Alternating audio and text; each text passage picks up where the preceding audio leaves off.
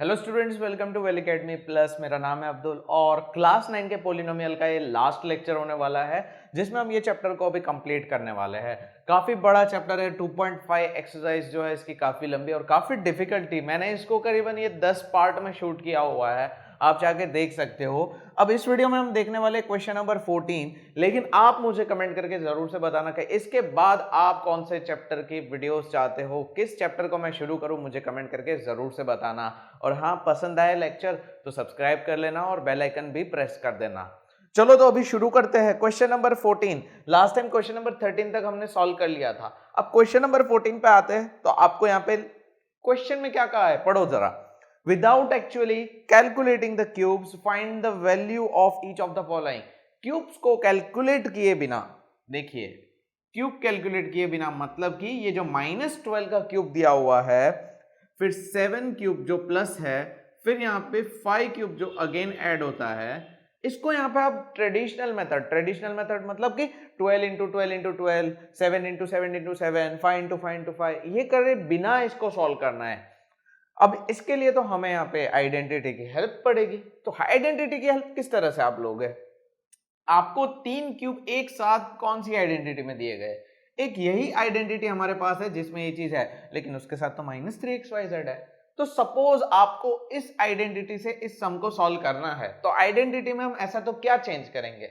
अगर मैं -3xyz को यहां पे ले लूं +3xyz, अगर मैं ऐसा करता हूं तो यहां ये हट जाएगा, यहां से यहां पे आ गया ना। तो अभी देखो क्या बचा, x³ + y³ + z³। हमारा ये वाला फॉर्म आ गया। ठीक है, ठीक है ना, बहुत सिंपल है। तो अब हम आइडेंटिटी का यूज करते हैं, लेकिन उससे पहले आपको x + y + z करना है। क्या करना है? आइडेंटिटी में हमारे पास x है, क्वेश्चन में हमारे पास क्या है, -12 है। आइडेंटिटी में y है, क्वेश्चन में 7 है। आइडेंटिटी में z है, क्वेश्चन में 5 है। तो हमें x + y + z करना है, तो हम क्या करेंगे, -12 + 7 + 5। अगर आप इसका समेशन करते हो तो 0 हो जाता है। अब 0 हो गया, तो 0 हो गया। हमने ये प्लस क्यों किया? इससे पहले का क्वेश्चन अगर आपने देखा हो तो इसमें हमने क्या कहा था, x³ + y³ + z³ = 3xyz। याद है, हमने ऐसा कहा था। और इसके साथ एक कंडीशन थी, इफ, यहां पे हम लिखेंगे only if x + y + z = 0। जब x और y और z का समेशन 0 होगा तब आप ऐसा बोल सकते हो। ये मैंने एक्सप्लेन भी किया था, क्यों? क्योंकि ये 0 हो जाएगा तो इसके साथ मल्टीप्लाई होने वाली टर्म भी 0 हो जाएगी, बचेगा 3xyz। अगर ये 0 हो रहा है तो हम यहां पे क्या लिख सकते हैं, -12 + 7 + 5, यहां पे हम हियर -12 + 7 + 5 = 0। देयरफॉर हम क्या करेंगे, x³ + y³ + z³ = 3xyz, ऐसा हम लिख देंगे। और इसके बाद यहाँ पे x³ + y³ + z³ तो आपको क्वेश्चन में दिया हुआ है, = 3xyz है। करेंगे क्या, 3 × -12 × 7 × 5। अब आप बोलोगे कि पूरी आइडेंटिटी क्यों नहीं लगाई? तो जिन बच्चों को ये डाउट है वो प्रीवियस वीडियो जाके देखो, मैंने ये चीज एक्सप्लेन की हुई है। और आप लॉजिक लगाओ, जब ये चीज 0 हो जाएगी तो इसके साथ मल्टीप्लाई होने वाली ये पूरी टर्म पूरा 0 ही हो जाएगा ना। तो हमारे पास बचेगा क्या, 3xyz। समझ में आया? इसीलिए हम यहाँ पे कर रहे हैं। तो हमें कुछ नहीं करना है, हमें सिर्फ मल्टीप्लाई करना है। तो क्या होगा यहाँ पे, -36 × 7 × 5 = 35। सो आगे इसको फर्दर सॉल्व करते हैं। सो 3 × 6 = 18, 1 3 3 9 10, 5 6 = 30, 5 3 15, 3 18। सो यहां पे हमारे पास आता है 1260 -1260, जो इसका फाइनल आंसर होगा। x³ + y³ + z³ की जगह पे हमारे पास क्या आ जाएगा, -12³ + 7³ + 5³। ठीक है, ऐसे होगा। क्लियर? समझ में आया? काफी सिंपल सम था। अब ऐसे सम में आप पूरा यहाँ पे लिखने जाओगे, पूरा इसको सॉल्व करोगे, इससे अच्छा पहले चेक कर लो ना, 0 होता है तो हमारा काम ही आसान हो जाएगा। चलिए सेकंड क्वेश्चन ले लेते हैं, आपको समझ में आ जाएगा। नाउ इसको सॉल्व करेंगे। अब इसमें भी हमें, क्वेश्चन में आइडेंटिटी में x है, हमारे पास 28 है। आइडेंटिटी में y है, हमारे पास -15 है। आइडेंटिटी में z है, हमारे पास -13 है। करके देखते हैं, 28 प्लस, यानी कि प्लस प्लस माइनस माइनस हो जाएगा, तो ये -15, एंड -13, ठीक है। अब ये करो, 0 आता है, 0 आया, हम जानते हैं कि अगर ये 0 आता है तो हम ये लगाएंगे, तो सिंपल आप लिख सकते हो 3 into x into y into z. Basic logic लगाना है, इससे ज्यादा तो मतलब प्रीवियस वीडियो में एक्सप्लेन कर चुका हूं, तो मैं इतना डिटेल में नहीं कर रहा हूं, और इससे पहले वाले सब में मैंने आपको डिटेल में बता दिया था ना। इसको आप मल्टीप्लाई करते हो तो आपका आंसर कुछ आएगा यहाँ पे। लेट्स सी आंसर क्या आता है। 33 ज़ा 90, 90 माइनस 6 करेंगे तो 84 ये होगा, एंड माइनस माइनस प्लस हो जाएगा तो 15 इंटू 15 होता है 225, उसमें से 30 निकालेंगे तो 195 होगा। ओके, चलिए ये हमारा एक हो गया। अब इसको मल्टीप्लाई करके आपको आंसर लाना है। आंसर क्या आता है मुझे कमेंट करके जरूर से बताना, ठीक है ना? ठीक है, क्लियर? सो ये आपका हो गया क्वेश्चन नंबर 14, ठीक है। अब बचता है question number 15 and question number 16, जो कि काफी इजी है और उसको हम यहाँ पे सॉल्व करते हैं। नाउ क्वेश्चन नंबर 15 के लिए आइडेंटिटी की जरूरत नहीं है, थोड़े अलग लेवल के सम है क्वेश्चन नंबर 15 एंड 16, ठीक है। क्वेश्चन में क्या कहा है पहले ये देखते हैं। Give possible expression for the length and breadth of each of the following rectangles in which area are given. Area यहाँ पे दिया हुआ है, उस बेसिस पे आपको फाइंड करना है लेंथ एंड ब्रेथ क्या है। ओके, इतना डिफिकल्ट नहीं है। सबसे पहले तो मैं यहाँ पे क्वेश्चन लिखता हूँ। पहला क्वेश्चन 25a², उसके बाद है -35a + 12। इसको एरिया बताया गया है ना, इसको क्या बताया है? एरिया बताया है ना। तो एरिया किसका बताया है? रेक्टेंगल का, एरिया ऑफ रेक्टेंगल बोला है। अब शॉक होने की बिल्कुल जरूरत नहीं है, क्योंकि एरिया ऑफ रेक्टेंगल क्या होता है? सिंपल फॉर्मूला क्या है? Length into breadth, that means L into b, है ना? फॉर्मूला है ना। तो ये एरिया है, इसको हम equal to length into breadth बोल सकते हैं। जी हाँ, हम बोल सकते हैं। तो हम यहाँ पे क्या लिखेंगे? लेंथ इंटू ब्रेथ, हमने यहाँ पे लिख दिया, ठीक है। ओके, अब आप बोलोगे लिखने से क्या हुआ? कुछ नहीं, यहाँ पे अब इसको सॉल्व करेंगे। सॉल्व करेंगे मतलब इसके फैक्टराइजेशन, इसको फैक्टराइज करेंगे। फैक्टराइज करना है तो 25 इंटू 12, 25 इंटू 12 क्या होता है? 25 12 जा 300 होता है ना। 25 12 जा क्या होता है? 300 होता है। 300 के ऐसे फैक्टर कि आंसर 35 आना चाहिए। सो 300 को हम यहाँ पे थोड़ा सा अलग करके देखते हैं क्या होता है। 3 1 जा, फिर यहाँ पे 5 20 जा, ठीक है, 5 4 जा, 2 2 जा एंड 2 1 जा। तो ये 35 मुझे लाना है, -35 लाना है। तो जरा कॉम्बिनेशन बना के देखते हैं। तो 5 3 जा 15 होता है, 5 2 जा 10, 2 जा 20, 20 एंड 15 का कॉम्बिनेशन हो रहा है, 20 एंड 15 का। सो 25a² minus 20a minus 15a + 12। क्यों? -20 एंड -15 क्या होगा? 300 तो होगा, लेकिन माइनस माइनस प्लस होगा, तो 300 पॉजिटिव आएगा, लेकिन -35 नेगेटिव आएगा, क्योंकि दो नेगेटिव टर्म्स का एडिशन करते हैं तो नेगेटिव आता है। अब कॉमन निकालेंगे। अब बेसिक फैक्टराइजेशन ही करना है यहाँ पे। बस लॉजिक ये है कि आपको ये लगाते आना चाहिए कि इसको किस तरह से सेट करना है। अब सॉल्व करके ये आंसर लाते हैं तो फाइनली क्या होता है? 5 कॉमन निकालेंगे यहाँ पे, तो 5 5 जा तो अच्छा 5a कॉमन निकल जाएगा, तो 5a कॉमन निकालेंगे तो 5a -4, ठीक है। फिर यहाँ पे माइनस माइनस कॉमन निकलेगा, निकाल देंगे, और 3 कॉमन निकालते हैं, तो 3 5 जा तो 5a -4 आ गया। तो 5a -3 एंड 5a -4 ये आपका फाइनल आंसर रहेगा। क्यों ऐसा रहेगा? क्योंकि हमें लेंथ और ब्रेथ फाइंड करना है। एरिया क्या होता है? Length into breath. दो ब्रैकेट, दो चीजें यहाँ पे मल्टीप्लीकेशन में आपको मिलनी चाहिए। मिल गई दो मल्टीप्लीकेशन में, तो यहाँ पे आप बोल सकते हो ये लेंथ हो सकता है, ये ब्रेथ हो सकता है, या फिर ये लेंथ हो सकता है, ये ब्रेथ हो सकता है। आपको नहीं पता, लेकिन पॉसिबल एक्सप्रेशन जो है वो यही बनता है। क्वेश्चन अगर आप ध्यान से पढ़ो, क्या कहा है?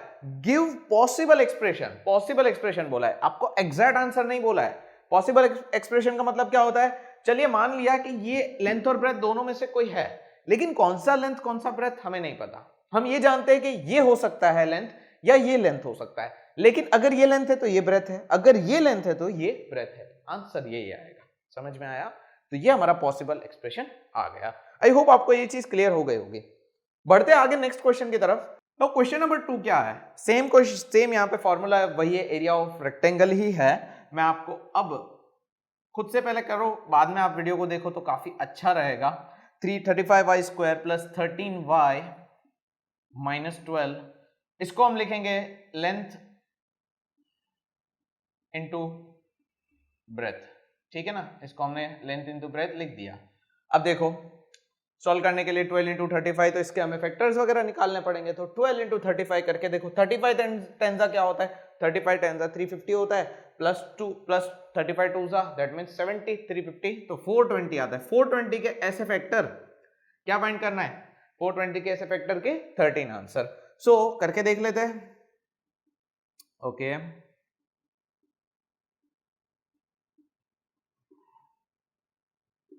ओके, सो कॉम्बिनेशन बनाते हैं। 2 2 जा 4, 4 5 जा 20, 7 3 जा 21। ओके नहीं बना, 20 एंड 21 नहीं होगा। सो कॉम्बिनेशन और थोड़ा अलग बना के देख लेते हैं। 2 2 जा 4, 4 3 जा 12, 12 35 12 जा नहीं होगा, ये भी नहीं हो रहा है। ओके तो होगा 7 4 जा 28, 15 एंड 28 हो रहा है, 7 4 जा 28 एंड 5 3 जा 15, तो हो गया 28 माइनस 15 करेंगे 13 आंसर आ जाएगा। सो यहां पे प्लस 28y करेंगे माइनस 15y, ठीक है, माइनस 12, 28 इंटू माइनस 15 क्या आएगा, माइनस 420 आएगा। और हमें माइनस 420 ही चाहिए, क्यों, क्योंकि माइनस 12 और 35 का मल्टीप्लीकेशन माइनस 420 होता है। और 28 माइनस 15 क्या आता है, 13y आता है। फैक्टराइजेशन है, चैप्टर की शुरुआत में मैं सिखा चुका हूं आपको, ठीक है। सो अब यहाँ पे इसको हम ज्यादा रिपीट नहीं करेंगे, फटाफट से आगे बढ़ते हैं। दोनों में से कॉमन क्या निकलेगा, y कॉमन निकलेगा और 7, तो 5y माइनस 4 आ गया। फिर यहाँ पे माइनस 3 कॉमन निकलेगा, तो 5y माइनस 4, चलिए ठीक है। अब एक और चीज, यहाँ पे प्लस बीच में आएगा, क्यों, क्योंकि दोनों साइन सेम है, तो हम माइनस कॉमन नहीं निकालेंगे, यहाँ पे प्लस ही रहेगा। तो हमारे पास आंसर क्या आता है, 7y plus 3 and 5y minus 4, ये हमारा फाइनल आंसर आ गया। पॉसिबल सॉल्यूशन आ गया 7y plus 4 5y minus 4, 7y plus 3 and 5y minus 4, ठीक है ना, क्योंकि एरिया ऑफ रेक्टेंगल क्या है, लेंथ इनटू ब्रेथ, ठीक है, क्लियर, काफी इजी। अब बढ़ते हैं आगे, क्वेश्चन नंबर 16 जो कि इस चैप्टर का हमारा सबसे आखिरी क्वेश्चन है, ठीक है, और बहुत इजी है। ओके वेट, मैंने यहाँ पे बेसिक गलती की है, ठीक है, इसको मैं करेक्ट कर लेता हूँ। देखिए यहाँ पे प्लस है तो मैं प्लस रखूंगा, ठीक है, यहाँ पे प्लस है ना, तो यहाँ पे मैंने माइनस रख दिया था गलती से, तो फिर यहाँ पे चेंज आ जाएगा, हमें माइनस कॉमन निकालना पड़ेगा, ठीक है। तो लेट्स माइनस कॉमन निकालते हैं। तो माइनस कॉमन निकालेंगे, -3, तो क्या होगा, 3 5 जा 5y प्लस 4, ठीक है ना।